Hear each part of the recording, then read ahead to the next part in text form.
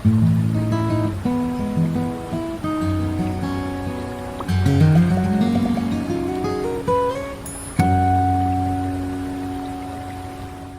and welcome to the Economic and Market Update for the first quarter of 2024. I am Atricia Roberts, COO and partner here at Curo Private Wealth, and I'm joined by our CEO and partner, Ann McCabe, investment and planning associate, Zander Cochran, and our newest addition to the team, financial advisor, Drew Culver.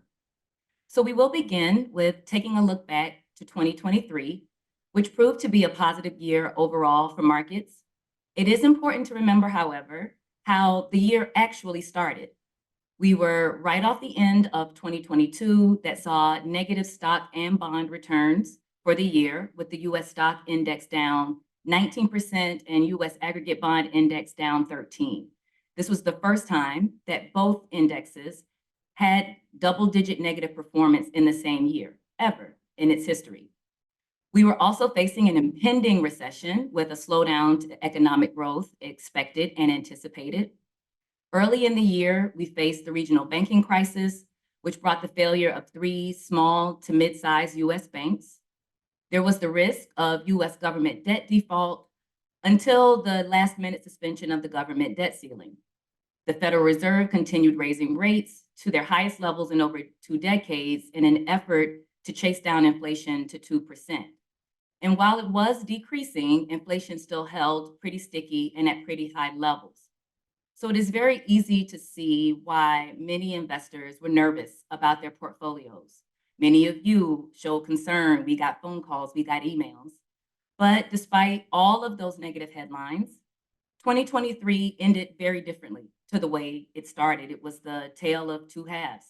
The labor market remained strong with relatively low unemployment. The consumer was also resilient in the face of high inflation and rising interest rates. We continued to see economic growth, even though we had anticipated the slowdown, and we fended off our recession fears and even increased the expectation for the Fed's soft landing.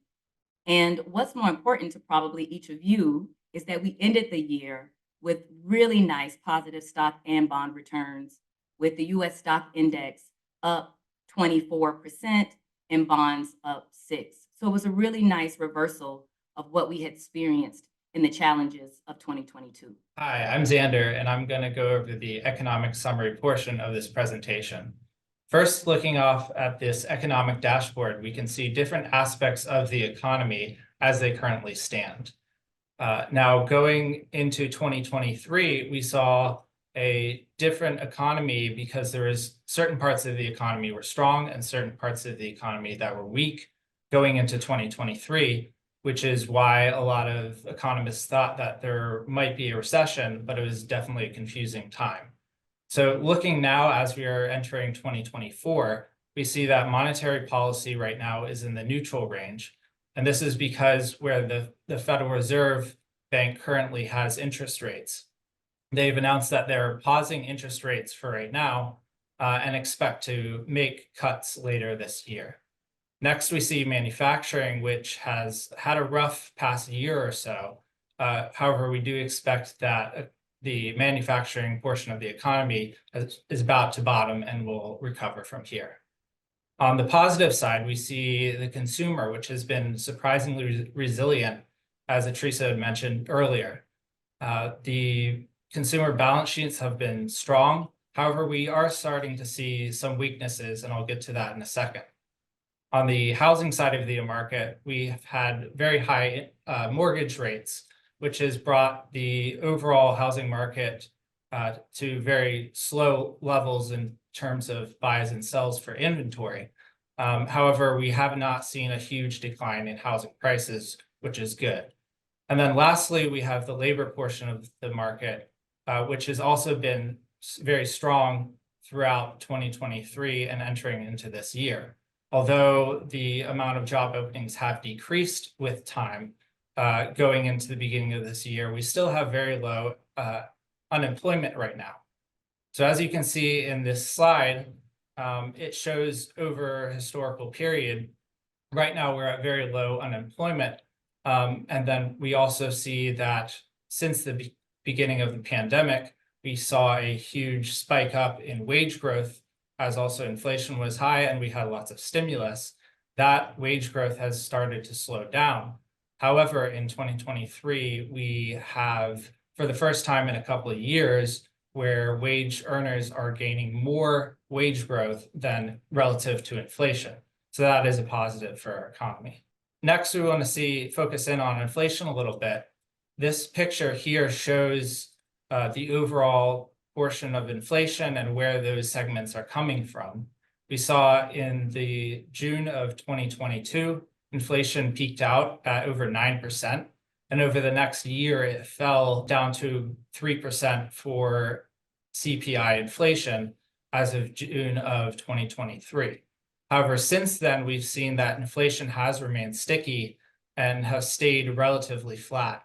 However, going into 2024, we do expect that inflation will fall below 3% at some point, most likely, which will encourage the Fed to cut rates later this year. Going into a little bit more on the interest rate side of things, you see a yield curve here showing for what the yield curve looked like for 2021, 2022, and 2023. And so for a normal yield curve shows that the short end of interest rates are lower than the longer term interest rates for the US government.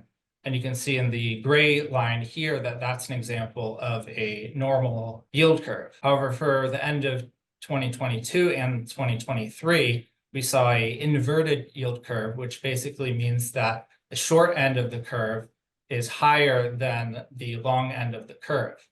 And we anticipate usually the yield curve normalizes and reverts back to a normalized yield curve prior to a recession. So this is also something that we're watching. However, we do assume that because the Fed has anticipated needing to cut rates, that will happen on the short side of the curve. Now, focusing a little bit on the consumer, as mentioned, the consumer has been very strong. However, we're starting to see delinquency rates start to rise. During the pandemic, there was excess cash for a lot of consumers, and so they were able to pay their bills on time.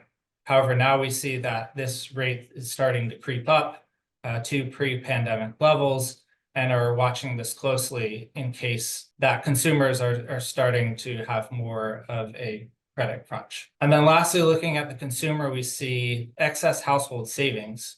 So this slide here shows the wealthiest 20% of Americans on that top line chart in the green, that they have more cash on the sides compared to the beginning of the pandemic in March of 2020. However, if you look at the bottom 80% of Americans, their cash levels is about at or below where they had been before. And so this is an area of, as people are spending more on credit cards and through debt financing and less from cash, this is an area of caution that we're looking for going into 2024. Next, I'll turn it over to Drew, who will take over the market summary portion. Thanks, Zander. So again, my name's Drew. I'm here to discuss 2023 market returns, as well as really some portfolio themes and changes that we're making here over at Curo. So looking backwards at 2023, certainly basically across all asset classes, excluding commodities, the market rebounded quite well. Really, the largest was U.S. equities, and I'll get into that a little bit more details later on. Followed up by foreign and even bonds rebounded quite well, with high yield being the largest. And U.S. real estate stayed resilient despite those higher rates, really accredited to the kind of the lack of inventory, but that it retains its value quite well. So going on to the next slide, most U.S. indexes were actually quite down, excluding the Magnificent Seven, all the way through the end of October. A lot of the returns were accredited really to Q4, and the Magnificent Seven there, you can tell, really carried a lot of those returns. Those seven stocks, the Magnificent Seven, which includes names like Microsoft, Amazon, Google, make up approximately 28% of the S&P. So the S&P is market cap weighted. So the larger the company, the larger representation they have for the S&P. Really, the Russell 2000, the mid caps, small caps, ended the year around 10 to 13. Even the rest of the S&P was only up about 10%, but the Magnificent Seven really had a fantastic year and was up almost 80%. Looking at market cap S&P versus equal cap or equal weighted S&P, you can see that we've had the biggest spread really since 1998. So the market cap weighted S&P outperformed an equal weighted S&P by about 12, almost 13%.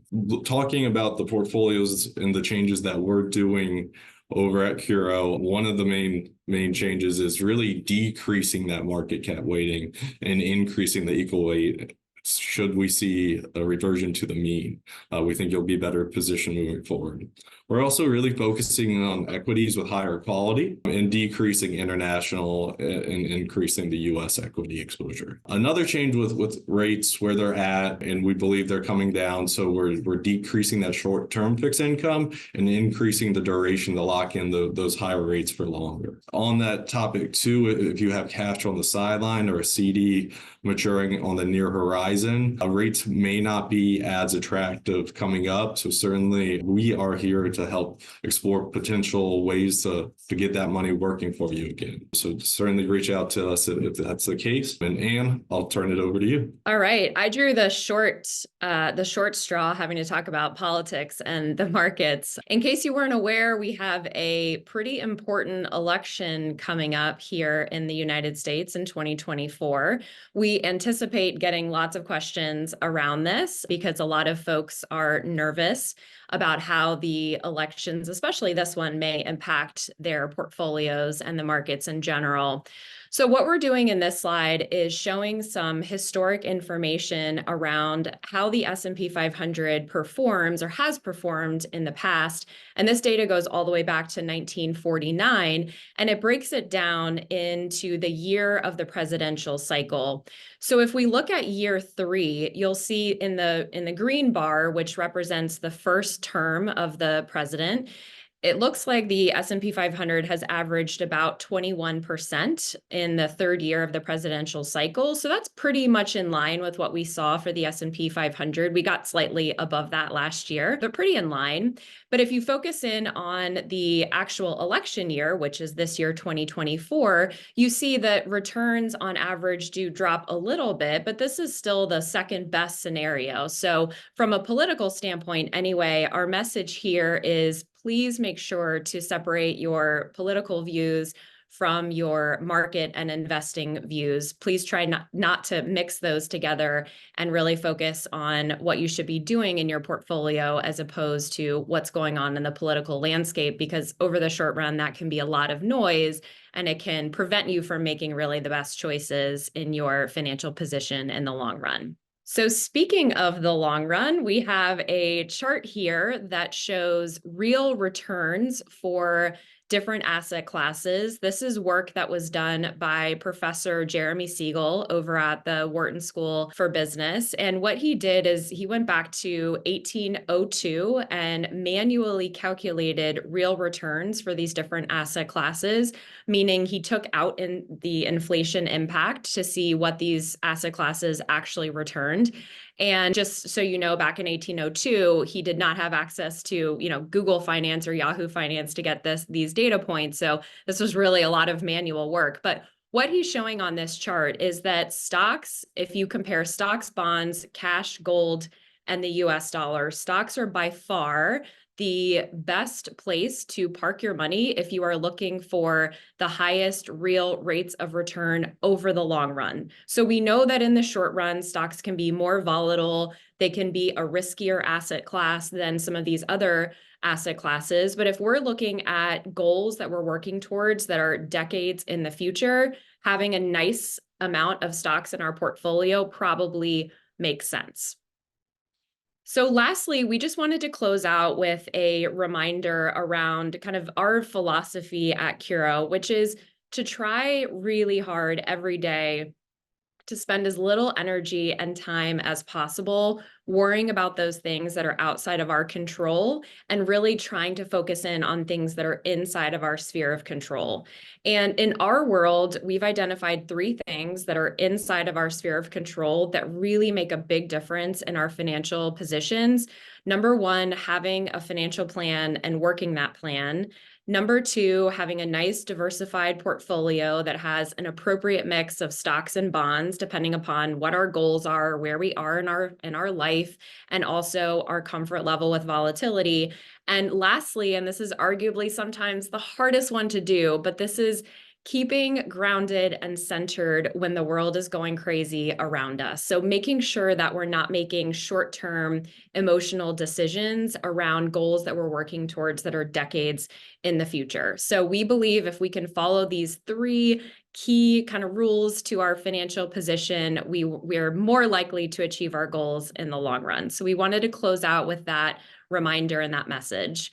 So thank you all so much for taking the time to watch this. We hope it was helpful. We are planning to do these on a quarterly basis, and we welcome your feedback. If you think you want to see different things or you have any feedback for us, please let us know. If you have questions, there's an email address on the screen. Feel free to reach out to us. We are also on social media, so please follow as we try to post educational and interesting content on social media as well.